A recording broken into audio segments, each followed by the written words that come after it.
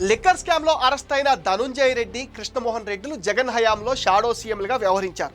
YS Rajasekhara Reddy సీఎంగా ఉన్నప్పుడు పులివెందుల ప్రాంతీయ అభివృద్ధి ప్రాధికారిక సంస్థ ఓఎస్డీగా పనిచేసిన ధనుంజయ రెడ్డి ఆ తర్వాత వైఎస్ ఫ్యామిలీ మెంబర్ అయిపోయారు.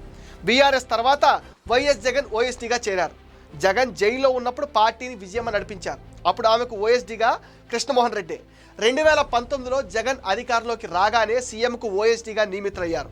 కృష్ణమోహన్ రెడ్డి కుమారుడు రోహిత్ రెడ్డి తెలంగాణకు చెందిన మాజీ మంత్రి మనవరాల్ని పెళ్లి చేసుకున్నారు. రోహిత్ రెడ్డి డైరెక్టర్గా 2022 ఆగస్టులో nautical green energy and logistic private లిమిటెడ్ను, 2021 మార్చిలో స్కూబీ ల్యాబ్స్ రోబోటిక్స్ ప్రైవేట్ లిమిటెడ్ను స్థాపించారు. మద్యం ముడుపుల సొమ్ము రూటింగ్ జరిగింది వీటి ద్వారానే. హైదరాబాద్లో ప్రముఖ రియల్టర్ ఏక్యూ స్క్వేర్కి రోహిత్ రెడ్డికి రహస్య సంబంధాలున్నాయి.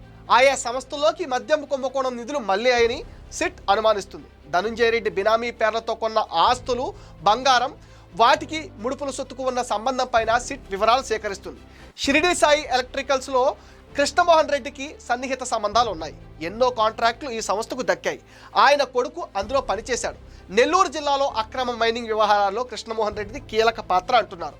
వివేక హత్య కేసులో కూడా కృష్ణమోహన్ రెడ్డిని సిబిఐ విచారించింది. వివేక హత్యకు గురైన సమాచారం కృష్ణమోహన్ రెడ్డి ఫోన్ ద్వారానే జగన్ పార్టీకి చేరిందని భావిస్తున్నారు.